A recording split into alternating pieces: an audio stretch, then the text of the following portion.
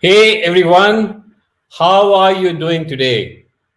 I cannot tell you how excited I am because we are doing this webinar after maybe a month or so.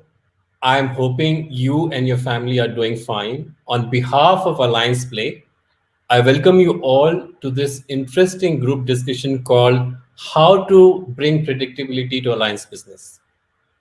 Well, for the benefit of new people, the goal of Alliance Play is to develop valuable content, provide consulting, and bring the Alliance partner and channel community together through the Alliance Play community app. Well, as I announced on LinkedIn, if you're interested, then you can actually download this app for only 1,000 rupees only during this webinar. And we will have, I think, about 5 lucky winners who will be refunded the entire cost of this app today. If you want to know where to download this app from, it is allianceplay.com. You will find the buttons to download this app. And of course, you can download both for Android and iOS. So let's talk about this topic, how to bring predictability to Alliance business. In order to grow inorganically, the organizations approach the growth in 3 ways, according to me: mergers and acquisitions, joint ventures, and strategic alliances. And as we all know, the strategic alliances is one of the key pillars for most businesses, and alliances account for nearly a third of many companies' revenue and value.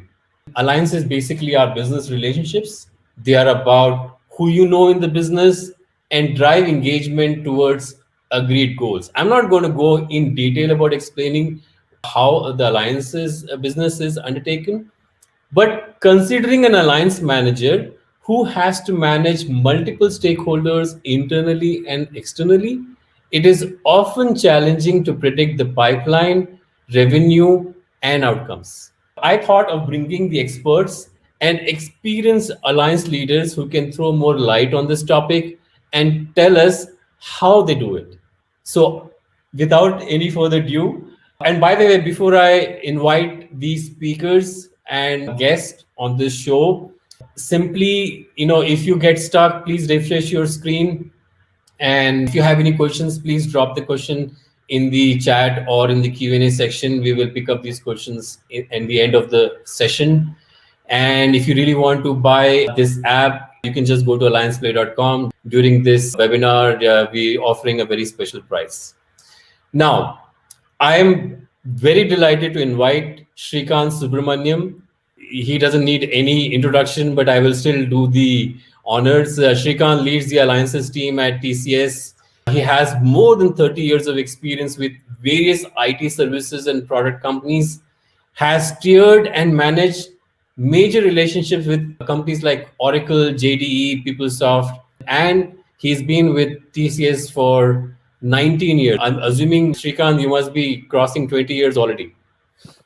Yes. Now, let me invite Titus Gupta. He has spent more than 25 years between Micro Focus, Pitney Bowes, Oracle, IBM, and HP, delivering amazing results, strong leadership, and strategic alliance management across a variety of complex and fast-moving businesses. Presently, he leads GSI business at Skybox Security. Now, I want to invite Madan Ramachandran, who has more than 2 decades of experience in various business development and alliance roles with companies like Salesforce, Click, and SAP. Presently, Madan and his team at AWS work with global system integrators to build innovative solutions, global delivery capacity, and drive strategic pursuits with large enterprise customers across APJ, EMEA, and the US. Finally, our guest, I want to invite Siddiq Zaman. Siddiq has more than 20 years of experience managing alliances for companies such as AWS, Salesforce, HP, and CA Technologies. He has driven large engagements globally with partners, and he has successfully built partner ecosystems from ground up in India. Gentlemen, welcome to the show. Thank you. Thank you for Good to Thank be you here. for inviting me. Pleasure is all mine, and I'm sure the audience are dying to hear what you have to say about this topic. But before we do that, since we are still in middle of COVID, we still have to be very careful when we venture out. I want to start by asking, and I'm sure our audience will also like to know, is there something major which has happened in your life, in your personal or professional life during this COVID time frame? Shrikant, maybe we can start with you. Yeah, hi. Good morning, good evening, good afternoon, everybody. Thank you, Shahid, for this opportunity, and great to be, on this panel along with Titus, Madan, and Siddiq, who are, industry role models and, benchmark the heroes of this industry today. This pandemic has, taught me multiple things. First and foremost is, I was able to connect back to all my school friends, all my school colleagues, college colleagues, my management courses, whom I had missed out for the past 25 years. And I realized that we just picked up from where we left. It's not that we had to connect back and reintroduce ourselves and all that, which was, just fantastic. I always thought, why can't life be like that?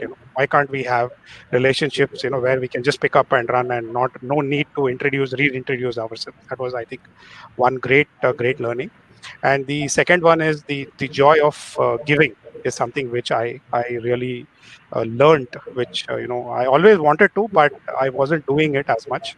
But suddenly there was something which I did, and I realized that there is a lot more that I can do. These are two things which I felt, which I experienced in my personal life over the past. Nice. Absolutely, Shrikant. Good to know that. Titus, how about you? Well, I definitely agree with what Shrikant said, and I think this pandemic time has given us a new normal, as we call it, wherein we learned about more on the personal life, spending quality time with friends, family, uh, thinking about what we wanted to do, but giving back to society in the best way that we can. I also became very courageous. As you know, I switched my job from Focus to Skybox. Perhaps not the best time, as many of us will say, but I think it was very interesting opportunity for me, and I grabbed it. So I would say these are the some of the sort of COVID.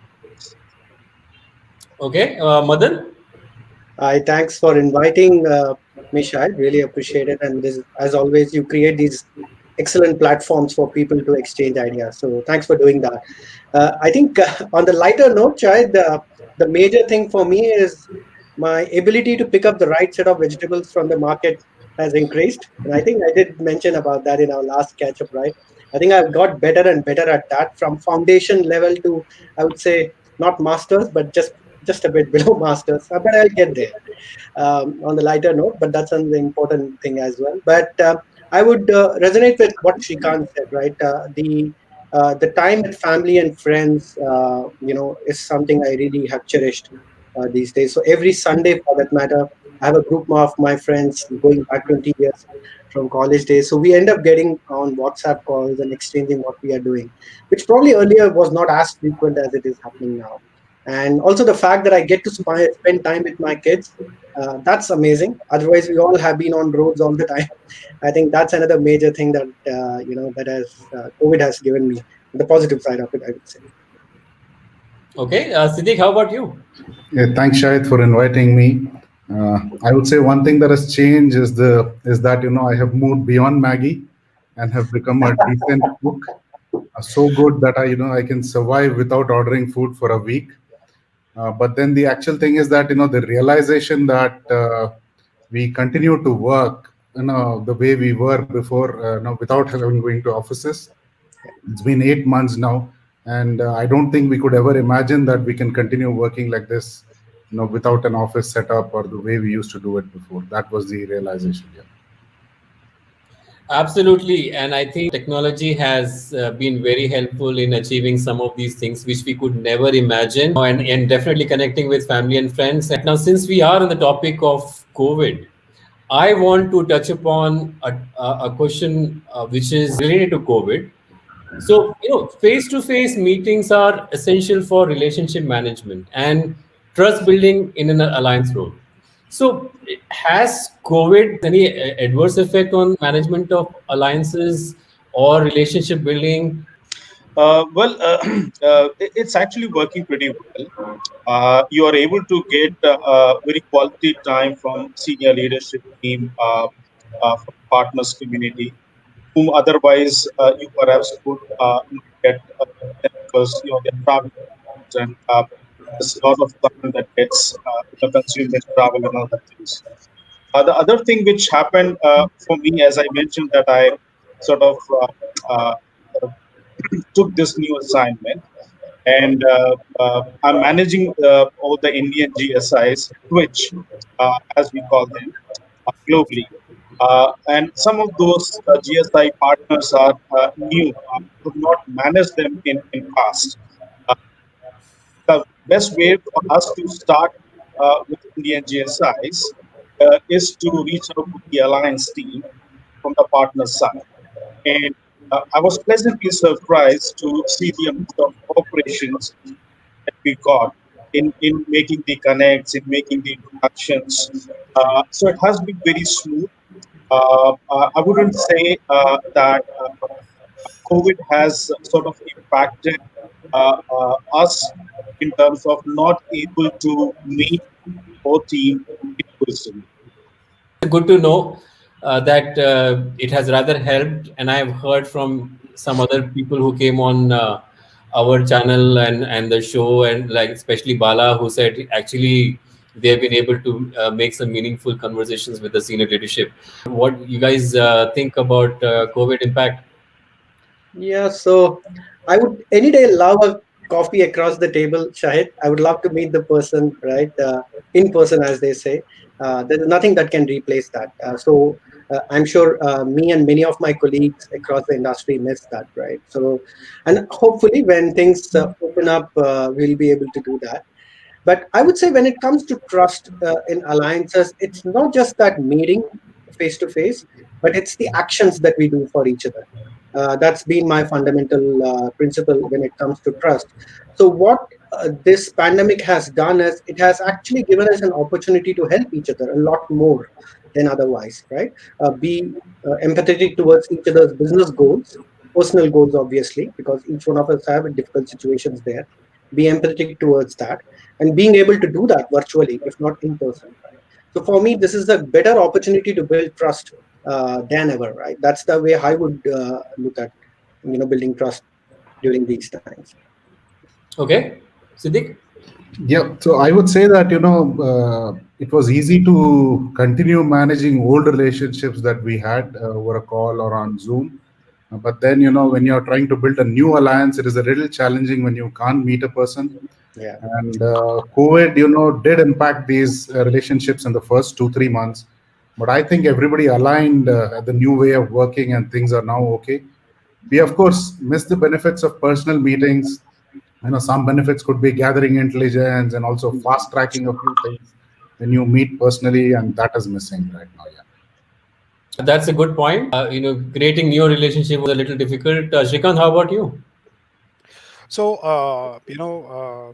I feel that this pandemic has actually got the whole ecosystem and people together more never ever than before. That's point number one. Point number two, I think the acceptance has come that it is okay to have a virtual meeting. Everybody understands the importance of the fact that bandwidth can be an issue. You switch on the camera, you switch it off, you switch networks. It's fun. I mean, and it happens across levels. It's not restricted to one particular level. So the what I say the fun that everybody goes through is the same. Number one. Number two, uh, the the pleasure of understanding a person when you don't meet the person in face to face or in person, as Madan says, is completely different. And I think the trust that you gain just by speaking and gaining is something different. And today the experience that I have got, that I have met so many new people today, both within my organization and even outside, and maybe I'm speaking to them for the first time. I may not have dared to speak to them before. Okay, at senior levels above me and even below me. It's a completely different experience, and I think it will carry on for a very, very long time. Even when we meet in person, I think it'll just double or amplify, like we put it. It's Very been a very interesting. positive experience for me. Very interesting.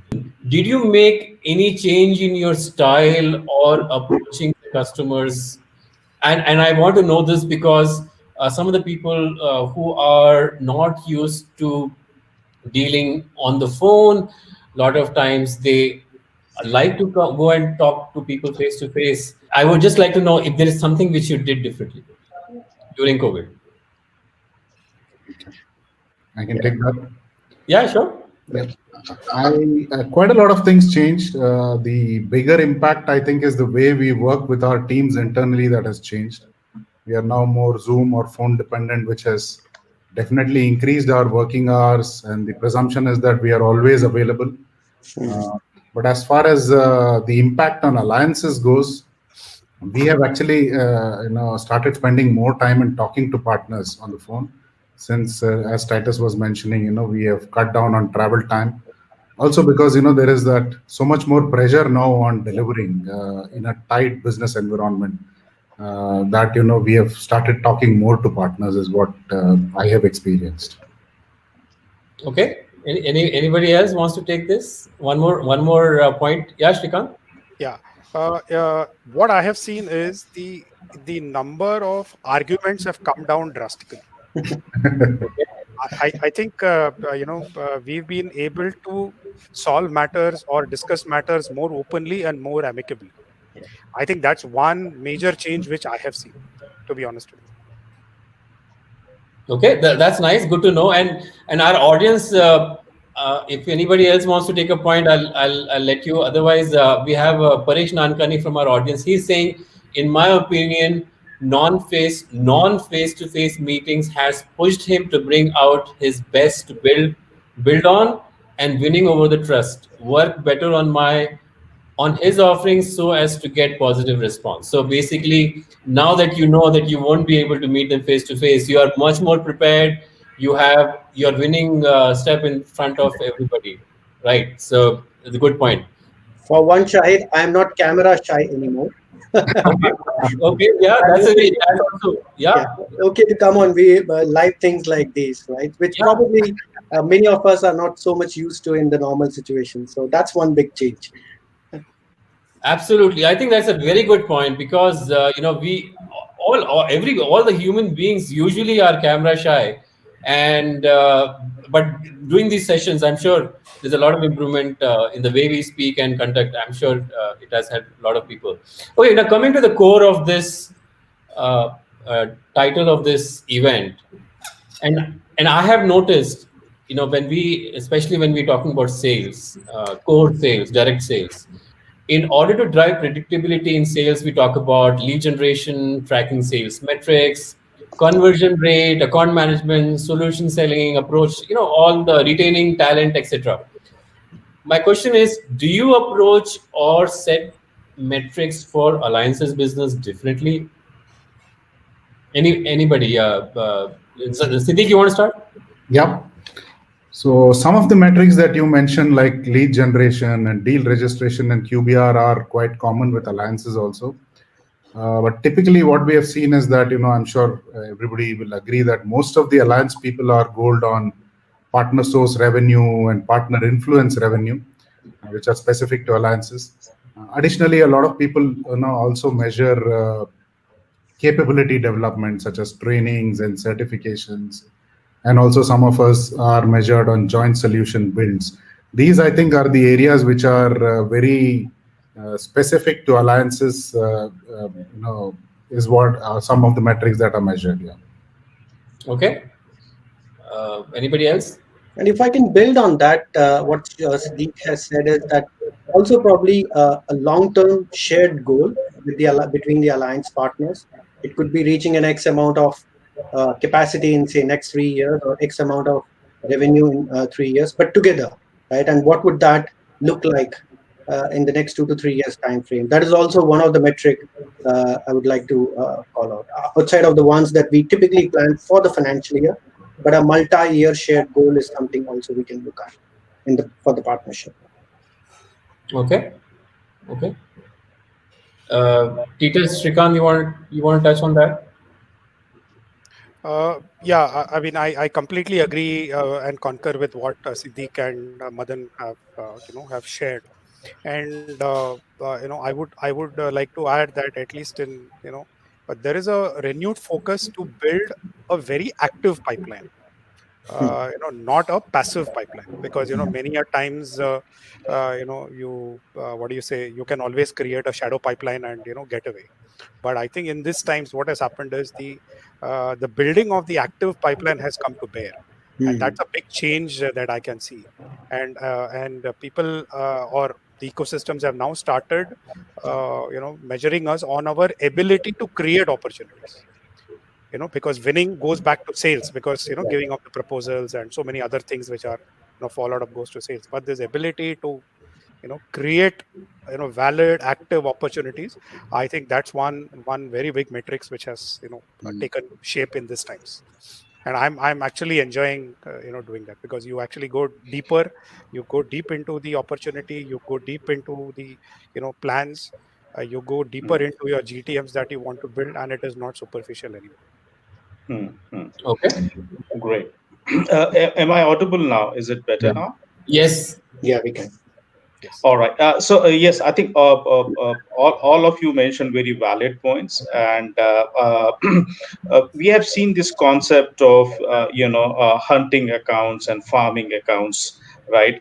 In the COVID situation, we have seen many of the companies have started focusing more on the farming side of it, trying to see how do we cross sell, upsell more into existing account, and that has also created more innovation, the way they see their customer, the way they sort of solution things, which could lead to the larger ecosystem, digital transformation, and things like that. So I think innovation is one thing which has definitely gone up, the way we approach solving certain problems, certain business problems. Okay. Very interesting points. So, what are the key success factors? So, the problem is there are multiple stakeholders we are dealing with. We are dealing with people internally, we're dealing with people externally. There are so many people involved. So, that is why it becomes difficult to predict sometimes in the alliances space. So, are there any success factors or something you guys do to make it more predictable, or task your team to make it more predictable? My view is these that as follows: alliance is always a enabler or enabling role. So and when we break down a task, multiple tasks that we do, and we break down each of the tasks, and we try to bring in predictability in each of them. So I think by our involvement and the way we handle our teams plus the ecosystem, we can increase the predictability towards success, right? And also we can increase a failure also much ahead of the curve. Correct. I think this is what is we are able to do very, very distinctly. And I think that's a very, very big, I would say, a lens or a watch list for the management, because they can always fall back on us for a particular view, and we are able to give both sides of the coin very, very neutrally and in an unbiased way. Okay. Titus, you were saying something. Yeah, no, very valid point, Shrikant. Predictability is or has been a challenge, I would say. And when we talk about predictability, the good part is that there is a pipeline that exists with the partner, and now you want to predict where we are on business side of it on those pipeline, those opportunities.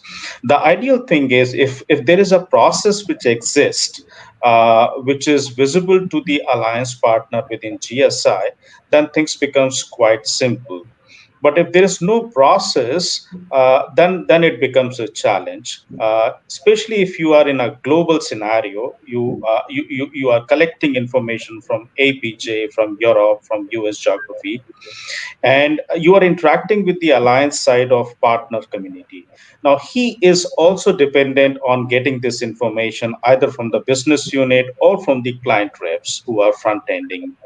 uh, if there is a process where reports get generated, which is visible to these team members, where they can see where we are on those opportunities, it just becomes very efficient and fast to sort of share with you on the status of the deals.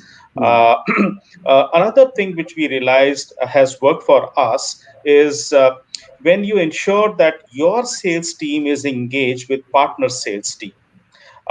When the on-site conversation is happening, then updation is very fast, right? The partner sales team is connected with your sales team, and they can pick up a phone and check. They are engaged in the account. There is a joint GTM discussion going on. So if you have regional sales connect in place, that also helps with predictability. Okay. I have a bit of a longish answer, so bear with me, Shahid, on this. Uh, so the mental model I have around predictability in alliances is something like this. I call it the LLM. I mean, it's just something I coined, right? It's not there out there. But what essentially I meant by LLM is L stands for the the lenses through which we need to look at predictability, right? The lenses are strategic, operational, and tactical in any alliances. The second L stands for the levers. Levers are the people who make these things happen, right? So what are the levers we have? We have the levers of process, which Tita spoke about, very critical. We have the lever of people, and we have the lever of product that we are selling. So that's the second L. And last is the measures that we have been discussing for some time, right? We need to have specific measures. So for me, if I'm creating a mental model of predictable alliances, these are three things that I would look at, right? So let me probably take a bit of an example and explain here what I'm trying to convey. So when I say lenses and I say strategic, operational, and tactical lenses, at strategic, I really want to sit down with my alliance partner, irrespective of what industry they are in, to say what's our vision together for the next 2 to 3 years. What's our joint goal, right? Because that tells me what's the north star of the relationship. For example, one goal could be that we want to make this unit a $200 million business unit in the next 3 years. If that's what we want to achieve, say by 2023 or 2024, working backwards, what are all the steps that we need to do now? How does the current year should look like? So that's the strategic lever that I'm talking about. The operational lever is great. If that's what we want to go and achieve, 200 million is what will make each of us happy and our stakeholders happy. What is the business rhythm that we need to establish today, right? Is it the QBR, the quarterly business reviews, the monthly business reviews, or is it we have to figure out a way that our quota systems align, our sales guys at least see each other, the deals in the same way? That's the operational lever. The third is the tactical lens, right? Which is essentially now to do that, what are the process and systems I need to put in place on a day-to-day basis, right? What's the deal registration mechanism if it is a tech industry? Or what's the margin mechanism for a distributor or retailer if it's a consumer goods industry? So those levers would be the starting point for me. Then once I've established that for each of those lenses, I would look at levers around people, product, and processes, right? And that is when then I go ahead and define the measures. So if I kind of have this kind of a mental model, I would have a framework in place to create something that we could follow, if not to 100%, but say 80, 85%, and get closer and closer to the business that we want to predict and drive. So that's the thought process I had. I wanted to share. There you have it, LLL. Guys, if you want to follow this secret success formula of Madan, then you have it here on this show. We have Anil Mishra, one of another alliance leaders from the industry. He's mentioned in the chat section, according to his experience, he has been able to spend more time with partners, creating strategies, new solution offerings, and pipeline during COVID timeframe. Absolutely, Yeah, thanks, Madan. Lenses, levers, and measures. What is more difficult to align, internal or external stakeholders? And I'm asking because is it is it the lack of understanding of alliances internally which affects predictability of the business or delivering value? Does that understanding has any effect on predicting the business? Titus? I would say difficult, but I would say that managing both internal audience and external audience or sales is critical, is important. I have realized that there has been occasion when I had presented to my internal sales team, and they were pleasantly surprised to see the kind of business the GSI, the Indian GSI per se, they do. Right? They many of them didn't knew about some of these Indian GSIs, and when you tell them that here are the top 6 GSIs who together perhaps does 75 billion worth of revenue generation. Uh, they were like their jaw got dropped. They didn't realize that here is a community which is so strong, and by not having a plan in place, the kind of opportunities you are missing, the kind of deals that get secured working with these GSIs where they work at a C level, the deal size is huge. The relationship is at a different level. The engagement and the problem they solve is completely different, and it's not tactical, right? If you look at typical total outsourcing deal, be it infra or app, you're talking of huge amount of transformation, right? It's not a specific problem that you're trying to solve, but multiple problems that you're trying to solve, which cut across technologies, which cut across platform, and maybe hybrid in nature. So, so I think doing this internally and doing it externally has really helped us get a very close traction with partners and internal sales force in revenue generation. Thank you. Okay. Anybody wants to take that? Is that I can I can add a little perspective. I would say, it is much better now, the alignment, than what it used to be some 5, 6 years back. The expectation setting internally needs to be right. Who's responsible for what and what are the deliverables. Any gray area, leads to a lot of confusion and misunderstanding. Sometimes I would say the alliance team is also to blame. We end up doing a lot of things which are not our responsibilities, and sometimes we set a precedence by doing that. uh, I believe that it's easier to manage external stakeholders, because the intentions are clear that we need to build a business together. Sometimes there is also a business plan which defines what each of us work towards. So that's my perspective on this. yeah, Siddiq, absolutely. Before I go to the next question, keeping the time in check, I want to ask a question which is asked by Paresh Nankani in the chat section. He's asking how to balance the transition phase effectively from low digital focus to totally digital ecosystem, especially in traditional way of doing services. Anybody can take that. I'm just trying to visualize. Does this question mean that we are talking about organizations which are just probably making incremental efforts in digital to going all transformation? Right? Is my understanding right? So Paresh, you can maybe elaborate that question. We'll come back to that. In the Q&A section, Gautam Ram is asking, in the COVID times, has the GSI's approach and business momentum changed, and how has it impacted the alliance business?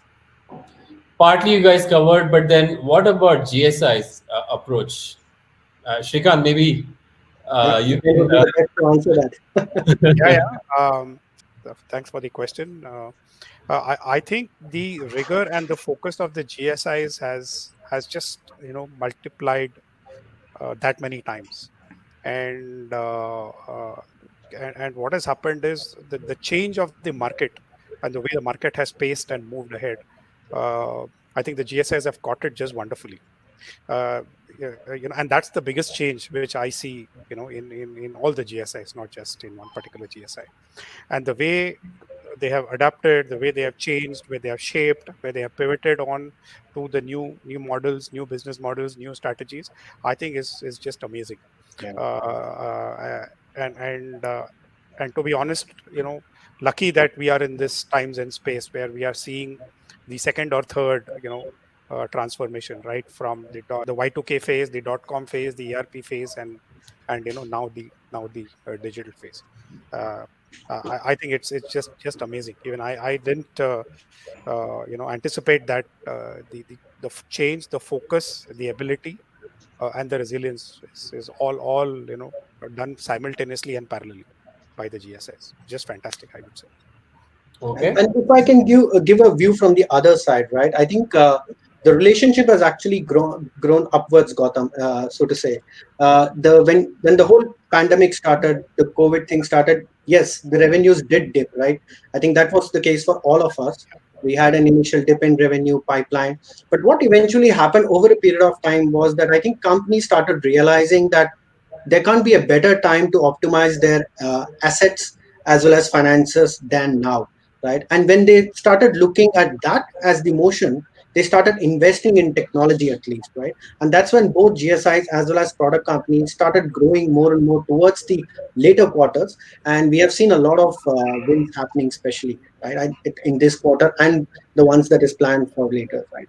So it has been upward, I would say, especially for enterprises which have realized what they need to do in COVID. Just to add one more point is that when we look at the revenue side, we realize the contribution of GSI business in companies' overall revenue actually has gone up in COVID time, at least in our case.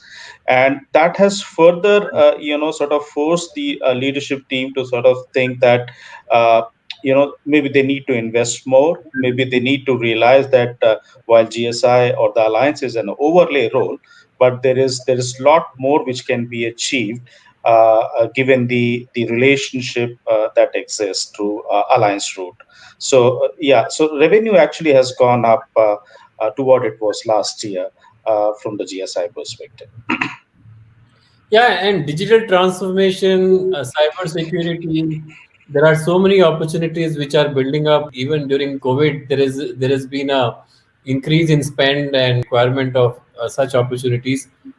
Now, there is a similar question which Anil is asking. What has been your experience, and can you share any best practices for having SI client partners excited about your technology solution? Are there any thoughts on gaining their mindshare so that they can take your tech solution to their clients? I can take a dig. So if you really look at it, especially in the world that I operate in, the cloud world, there are two conversations we have. One is the CFO conversation, and the other is CIO, right? The CFO conversations, as I said earlier, is all about how do I ensure my cash flow is in place? How do I optimize my finances? Because maybe the growth in revenue is not going to be that much. Hence, the focus is on profitability, and how do I optimize my finances is the question that they are asking. And if I look at the CIO conversation, they are essentially saying that I have a portfolio of IT assets. Some of them are on premise, some of them are on cloud. There is a compelling opportunity for me to relook at them, optimize them, and rationalize that portfolio. Now shifting gears to client partners, right? At the end of the day, what are these client partners doing? I mean, they're called client partners, account GM, different GSIs or global system integrators have different terminology. They're essentially going there, sitting with the board, sitting with the CXOs, and trying to answer these questions on a day-to-day basis, right?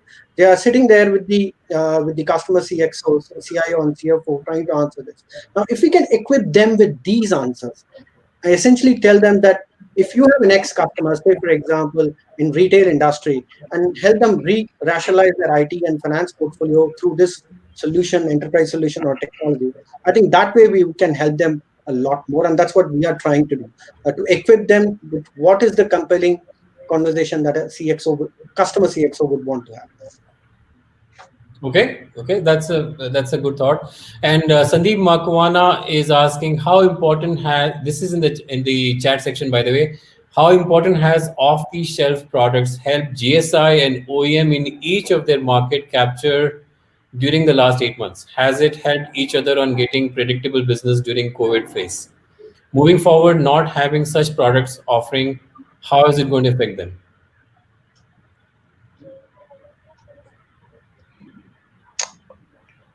I think the question is about hardware, if I'm not wrong. Looks like, yeah. Yeah. Uh, So I know most people are here from the cloud computing and software world. Sandeep, if you want to clarify that question or ask it differently, let us know. Sudhir, welcome Sudhir. Sudhir is asking to what extent the customer budgets have changed. What are additional TNCs they are they're adding for quick closures? You guys want to just take it up without revealing too much? I would say that, definitely they've tried to cut budgets, but then in other areas, spending has increased. I'm sure our friend Titus will agree that a lot of spend is going on now in security and risk. And so that is an area where everybody is looking at spending now. But traditional hardware spend is reducing. Customers are trying to go digital, moving to the cloud. But I would say there is a balance and business is going on. So budgets are being cut in some areas and being increased in some areas is what I would agree.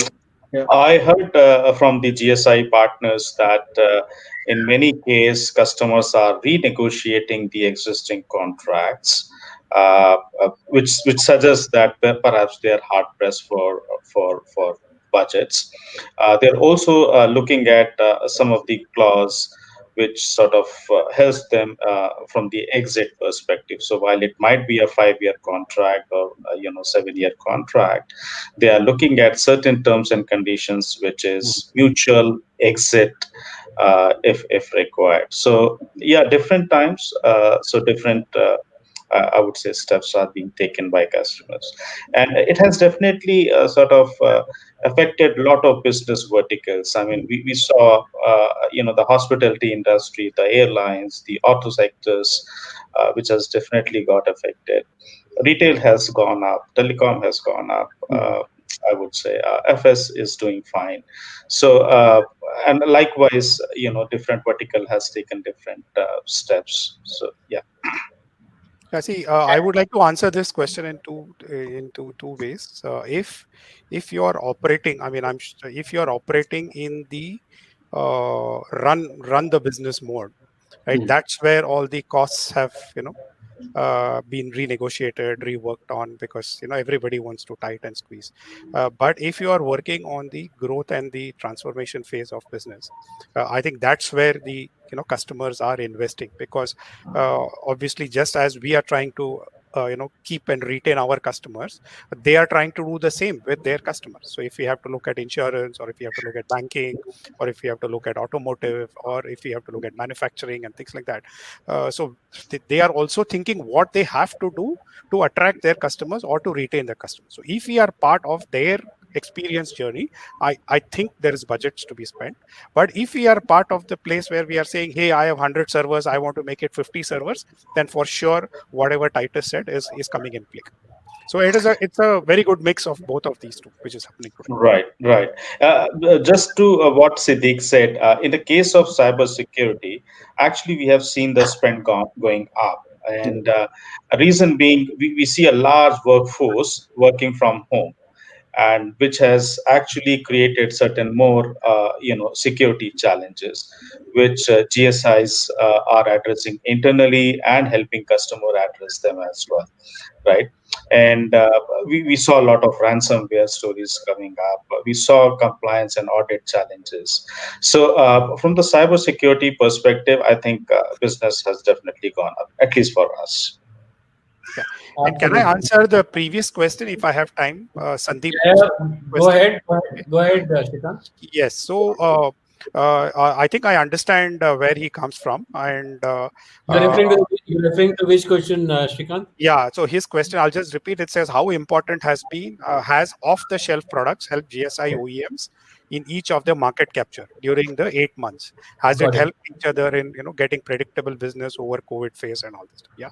So my response to this is that yes, some of the OEMs have seen a huge spike in their offtake in the past 8 months. Now, if as a GSI, if we have followed that business, yes, it has been there has been a spike in the top line.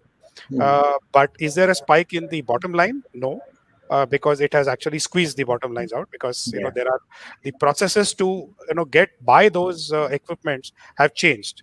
That goes back to the TNC questions, because we see more and more quotations being put on table now. Earlier it was 3, now it has become 10. Number one. Number two, we are seeing more and more reverse auction scenarios coming on board, because obviously it helps the customer to get the best price, the best product at the best price. So it all depends on how you plan and predict your business. You can easily stay out of this and say that, look, I don't want this business, and because it's just spike, right? Because what do you do next quarter if you do 100% this quarter, and next quarter this business may not be there, right? But also some GSIs have taken good advantage of the multiple year ends or quarter ends of the OEMs, right? Each OEM have got their own quarters and the year ends, and if somebody catches that wave, they would have perhaps just escaped the downward trend. This is what I have seen in the marketplace. Interesting, Shrikant. And I will take last question unless somebody else wants to ask. So Maria is asking, from Alliance's perspective, any insights on the best practices in aligning the internal stakeholders, especially with a large strategic relationship? That's a good question. Let me make an attempt at that. So I call this what's your balance of trade in the account, right? So when we are talking to internal stakeholders, say for example, the account managers within an OEM, I think the question that we want to ask is, if your aspirational customer is say X, right? How much of our product is being sold into that customer versus how much of our partners' services or products is sold into that customer, right? So that balance of trade gives me an idea of where the opportunity is. If it's an aspirational account and the amount of business that I'm doing is really less, then I have every reason to collaborate with the system integrator or the alliances to say, hey, let's work together. It's an aspirational account for me. I will provide all the resources that is needed, all the support that is needed. Let's make it big together, right? And in that process, I win, you win, and so on and so forth, and vice versa for the other party to look at, right? So that's the typical way of looking at large enterprise accounts and getting interlocked between two parties. If we don't establish this at the start, any amount of meetings, calls, or presentations to each other will not really establish, because we need to establish what is the value that we both will deliver in terms of monitoring and in terms of contract at the very start itself through this kind of an approach, right? So that's my thought process on engaging large accounts. Yeah. I can add to that, just in one line. You can in addition to the alliance hat, you can actually wear a client partner hat, because a client partner is generally mining deep into that large relationship, and obviously because he or she has to have a complete view of the organization, both business, IT, internal, of that organization. So the minute you wear a client partner's hat rather than the alliance's hat, I think you will easily be able to make that map between the two organizations, and that's where the stakeholder expectation management can be managed beautifully, in my opinion. A very valid point, Shrikant. And I've seen this, and this is not specific to GSI, but we know, people do business with people they know, they like, they trust, right? So it's important that you know about the roles and responsibilities, the KRAs, the success criteria, the pain points in fostering the partnership, and the the value add that you bring, which makes them successful, whether it is internal stakeholders or the external.